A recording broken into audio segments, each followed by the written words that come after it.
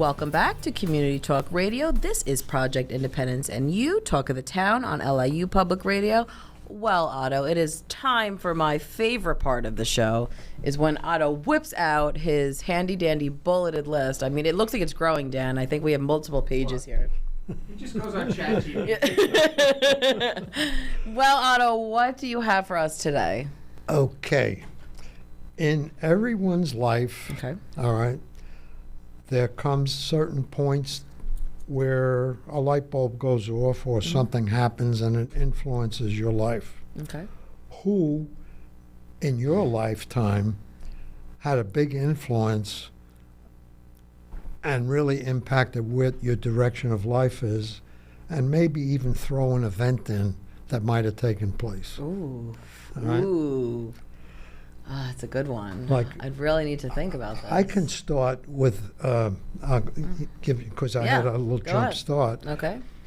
I look back in my life and there were several people, I was into sports a lot, all right? And there were several people who I got involved with because of that, who were coaches and whatnot at an early age. I must have started playing when I was a kid. I liked to play sports. And there were several people. There was a guy who was a patrol officer for the PAL. Okay. I think his name was Nick Parkin or something like that. I don't totally remember his name. But he had a big influence on me in that here was a guy who was a policeman, but he had a really nice way about him, and he got this whole thing going, and the program was major, and I thought his style influenced me. You know. And then I had another guy who, the same story, would be involved. His name was Bob, and he was a pastor. But he was involved with, I guess he needed money. He was running a community center program at Franklin K. Lane High School in the summer, where we would go and play ball. And he, again, had a good style about him that just somehow, I remember looking back, you know, he impacted how I thought people should be, you know. And, you know, that kind of stuff went on in my life. I've had multiple people in that category. So now I'll throw the ball over to you a little bit and to Dan. I mean, listen, I always like, because I try to like always think about this, and it's hard sometimes, but I do feel that my relationship with my grandparents is what shaped my choices, my career, right? Because I always say, you know, listen, I was fortunate enough when I was little, you know, I had both sets of grandparents. That's who watched me when, you know, my parents both worked full time. So I spent, you know, I went to nursery school. They were in Massapequa. So I went to nursery school at a church in Massapequa, and it was, I'll never forget too, like Mother's Day. It was both my grandmas were at the thing, and my mom to this day is devastated. She goes, I don't know why I didn't take off work. I was so stupid. I said, Mom, I'm not judging you. There was plenty of times that you were young in your career, and you know you didn't realize, you know, that you could take off for certain things, right? But I do think that my relationship with them, you know, at a very, very young age, I knew that I had an affinity towards, you know, working with the older population, and, you know, they taught me so much, and, you know, I would do little crafts with my grandma, and, you know, with my grandpa, you know, it was photography, you know, was so huge, you know, so I think being with them always, you know, really shaped how I viewed things and how my life took this kind of course, you know. As I said, I didn't know that I always wanted, listen, I wanted a million different careers. You know, of course, I was convinced I was going to be a fashion designer like every little girl.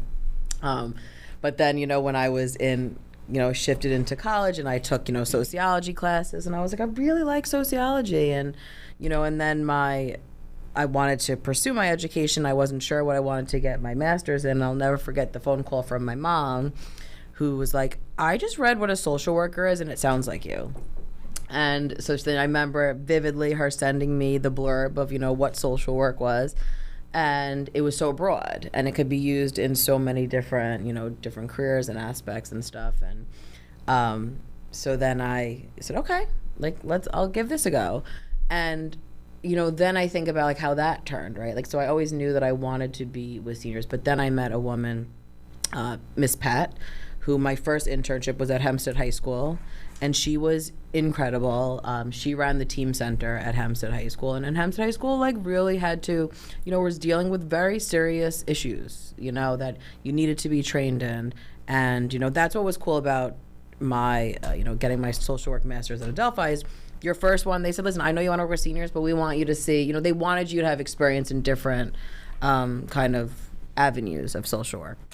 So we were in there, and it was a lot. There was heavy issues, family issues, so you really need to be trained. Miss Pat was such a staple in the community, and really like loved those kids like her own. And she was, to this day, I always talk with her. But what I liked about that is that she gave us the opportunity to be involved in different things. So obviously I was doing social work stuff, and I never really wanted to do like the one-on-one kind of case stuff. I really liked the bigger things. So what they did in Hempstead, there was a lot of fundraising opportunities that they did, so and scholarships. So she had said to me, and this was, mind you, my first year of internship, and she had said, all right, try research all different scholarships that different colleges are offering. So we kind of made our own little program, so that we could see which kids could fit in this. And then she said, they want to use fundraisers. So that was right up my alley, because she said, like, let's try and organize a prom dress giveaway. And, it sounds like superficial on paper, but it made such a difference in these young girls' lives. And so I was opened up to so many cool experiences from that. And this one girl, I became very close with, this young girl, and she got a scholarship, and they awarded her like a free trip to like a Knicks game and stuff. And it was just so fun to see, how exciting that was for her. And I realized how much I liked kind of that like bigger admin piece of social work, which I think shifted into, Project Independence, and then of course I came here and I met, Evelyn Roth, who, was the mother of Project Independence, if you will. And, we became very close, and she impacted my life and taught me so much. And I have to say, all these people kind of gave me free reign to learn, and a lot of times I was terrified. We were laughing earlier on the show about how like the radio show came about, and I was like, I'm gonna throw up if I have to talk on this radio show. I was like, I remember like being like, oh, I'm so scared. I mean, now look at us. You can't stop us. You don't sound scared. You can't stop us on this show. But and then obviously Paula Ewell, then she was also with Ev, and she was the social work. So like those people, I think not only shaped my career, but like my personal life, Right. and who I am. Because, when you're a social worker, kind of, the career and your personal life kind of intersect very, very heavily. But I remember those all. That was kind of like the short version of where I am. You brought a name up. Yeah. Evelyn Roth actually impacted my life. Yeah. As did Madge Kaplan. Yeah. Because of them, I got enthused about this program, and it has been a major part of my post-business life. It's been a whole nother. It's a whole other chapter of your life, chapter, right? Major Literally. chapter actually of my life. And that's a good word, chapter, because you go through chapters, and in each chapter there's an influence somewhere along the line. Yeah, and I feel like you don't even necessarily know it while it's happening until like and then you're like, oh wait, like this was a pivotal moment in my life. Yeah, I mean, I had like again, it goes back to sports, believe it or not. I'm playing baseball, and this guy, and I just was starting to get ready to graduate from high school, and he said, well, I work for this insurance company in Manhattan. Why don't you go there for an interview? And I was like as stupid as you could be in terms of career guidance, all right? Right. I had my guidance teacher was a nice lady, but she was an art teacher, and she really had absolutely no idea of where I was going to go, all right? But she was my guidance counselor. So therefore, I really, and my parents were, they were great people, and they did great. But they really didn't know the system as far as the education system goes. So, okay, he got me an interview, and I got a job with the Continental Insurance Company, 80 Maiden Lane, which was the first step in getting into the corporate world, if you will, all right? Then I go in there, I go in the Navy, I come out, and there's a guy, Horace Stone, whose name I would mention. I'm working in the insurance company, and he says, maybe you ought to think about sales, telling me, and I never entered my head. Yeah, right. So he says, well, why don't you talk to this guy? No, his name was Horace Stone. He says, why don't you talk to Horace, who calls on our company about sales? So I talked to him about sales, and the next thing you know, I'm going to Addressograph, Multigraph for an interview, and you're supposed to have a college degree back then. I did not. I had some college, but at night I started to go, and I got hired, and that was the start. And had I not talked to that man, Horace, who worked there, he got me into it. And then one other guy, a man named Ed Carlson, all of a sudden made me realize this is a profession. This is, it's not just some. You treat it as a profession, and it will be a profession. And he used to run classes. We'd sit around a table with the company I was working for at that time and talk about the fact that it is a profession. And he would try to get you to believe, and I did believe, you are creating jobs for people. You get orders, you get business.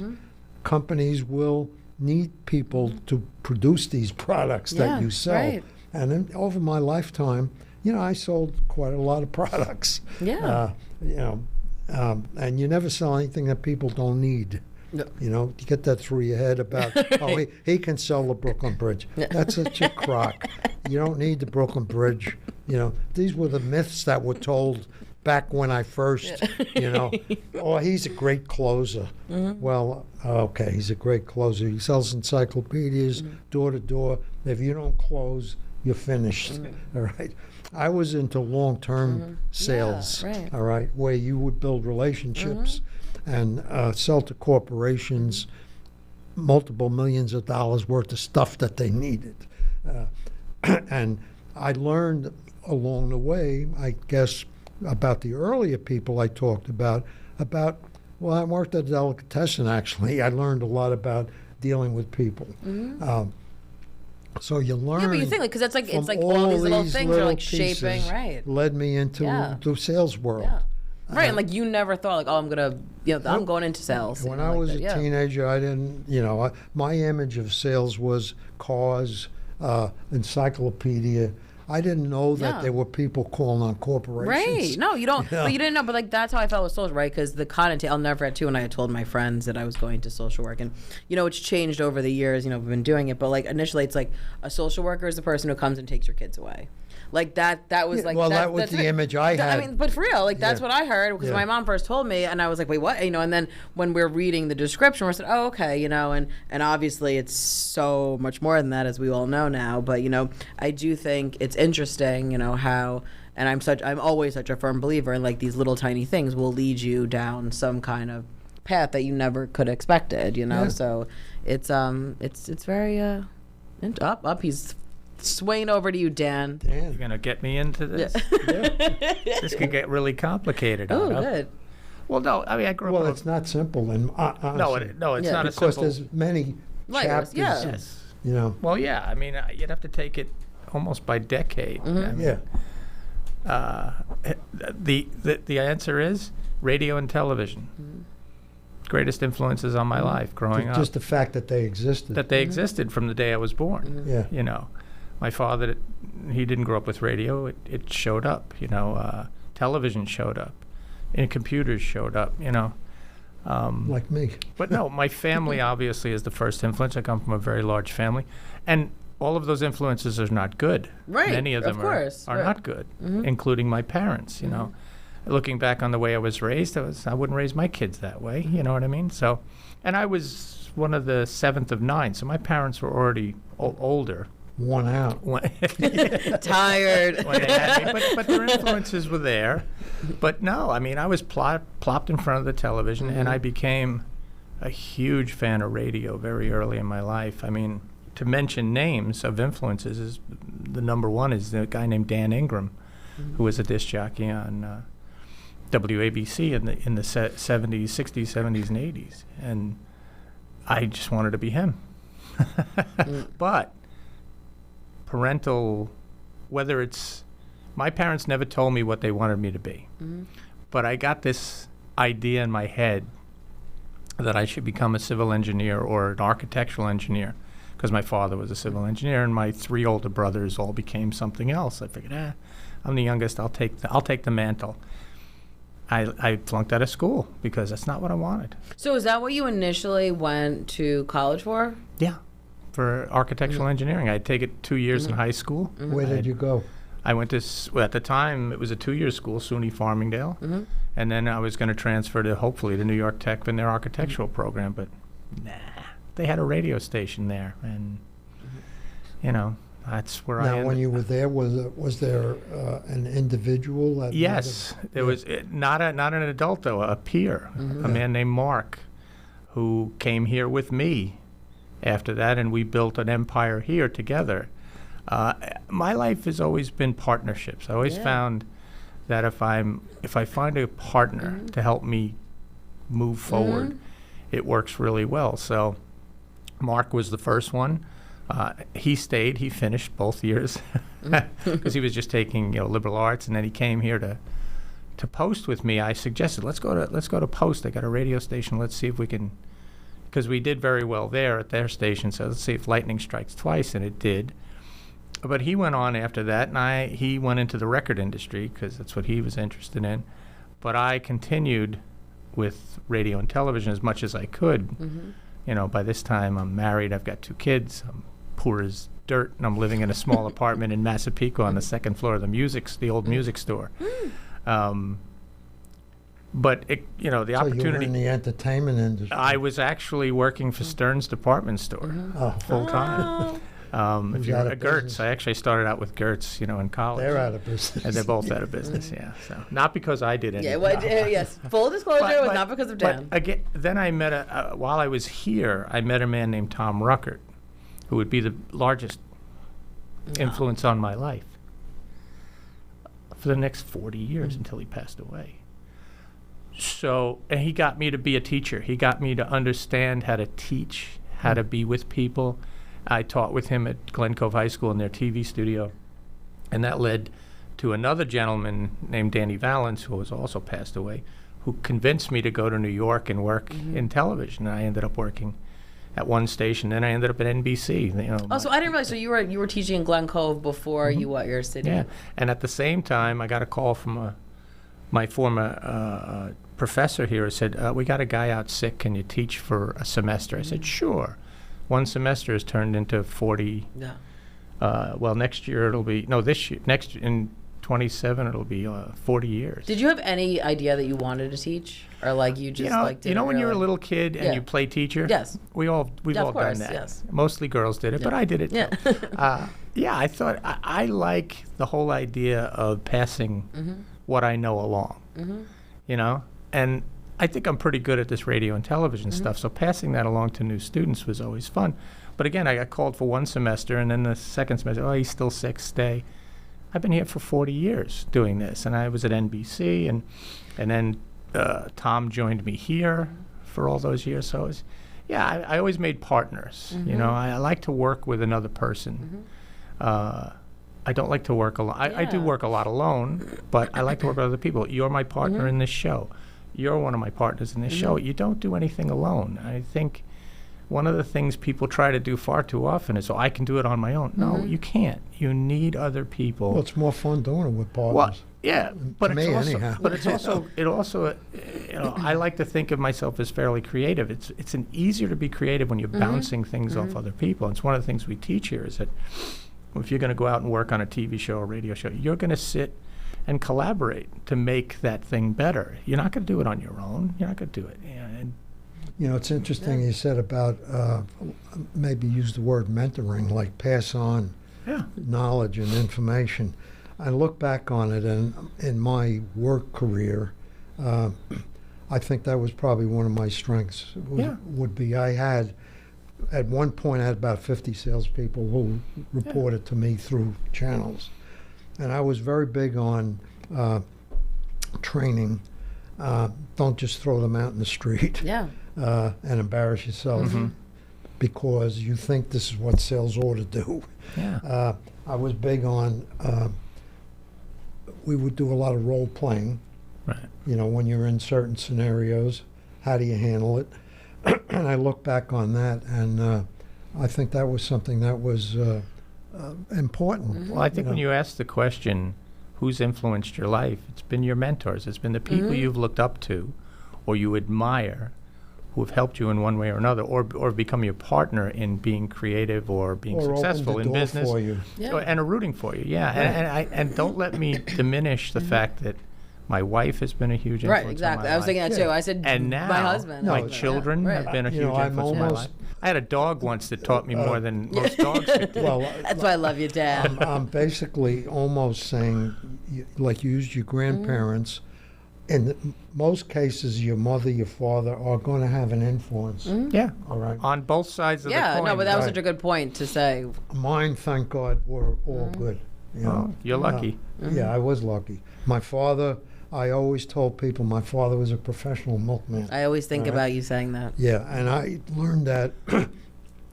I went with my father when he was in his 60s and helped him deliver milk. Back in those days, the supermarkets weren't open on Sundays. The delicatessens were open, and we would deliver milk during the holidays to the delicatessens. Right. A truck with a couple of hundred cases of 60 pounds of milk Right. in each case, and his white collar son helping him deliver the milk. But everywhere my father went, he was treated with such respect Yeah. in the stores. And I'm saying to myself, you know, I didn't realize. I want to be that guy. Yeah. You know, I want to have my that. father was, as I said, he was a professional milkman. Yeah. My You know? father was a civil engineer, and one of the things I admire about him that made me who I am today is the fact that he brought computers into our house in the 70s.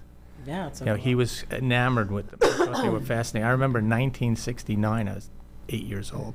We were going to go to the ANS in Babylon to buy this new thing called an electronic calculator. You know, the one they give away at the Texas bank now. Instrument. Yeah, and he bought it for like $100, the one they give away at the bank now. And it's funny because he came home, he started using it because he was always working on these things with the engineering. And eventually I heard him put it aside and pick up his slide rule, which is what he learned with as a kid. And he said, yeah, it's good, but I'm going to go back to my slide rule, which is what he was comfortable with. But no project that ever took place in my house was done by any outside organization. My father did it, and he made my three brothers and I learn it. That's why so cool. two of my brothers are home builders. Yeah. And one of them got into computers, and I stay on technology here. The man died when he was 90, and he was still building and That's so playing with cool. computers. It's awesome. He was just, he had that Yeah, great that great- mechanical yeah. and mathematical mind, and I think he passed that along to us, and that's a very positive thing. See, me with computers is a complete opposite. I'm the one who influenced the family. Yeah. Yeah. And why? Well, as my jobs progressed, I started out with systems that technologically went out. All right, companies went out of business. Yeah. The technology no longer existed, and each step, as you said, each decade, if I wanted to stay in the business world in sales, I had to You had to learn stay- about the next. See, but that's why you are generation. who you are But that's, right now. Yeah. but that's Like, a that's the great prize, yeah. influence Yeah. because of the business you were in. Yep. It helped you to be more up to date, more ahead of the And curve. you carry that, 'Cause you though, had to be. Otto, Well, in you had to be. There to were this. people who fought that. Yeah. And, you know, like I had one guy, he got a computer. All of us got computers. He put his in the closet, and he said, my 3x5 cards still work good for my customer records. Yeah, All right. wow. I didn't go that way. I Right. went with a thing called Q&A. I think I might have mentioned this before, where I actually created my own customer Yeah. contact system. You know, In so, the early days of computers, that's what we did. We built our own Excel yeah, spreadsheets so I mean, because I they didn't learned. exist. You know, I accept the fact that people who didn't do any of that in their work world, Yeah. it's like over. It's foreign. Like that was like my dad. Like But- my dad was like couldn't begin to grasp technology. Yeah, and there's nothing that I won't try technologically. Yeah. Yeah. Right. I'm a little more dysfunctional when it comes to some mechanical things. Yeah. Right. I mean, our house had the first color TV on our block in the 60s, and my father kept that thing alive for 20 years because he'd fix it himself. Yeah, you know, could taking the take tubes out, you'd I go- used to do that. Yeah, people did that, Yeah, you and go that to was part of our culture in Radio those days. Shack or the drugstore had My a sisters machine. made their own clothes Yeah. on sewing machines. My mother knitted. My mother was an avid reader, and we would have long conversations. So that was her form of influence on me. I became a better reader. She would sit and say, we have these newspapers come in the morning, and as we're having breakfast, she'd say, "Here, read this." And she put the paper in front of me, and that's why I became a news junkie. And I think the biggest influence on my life was television. It was obviously television. Yeah.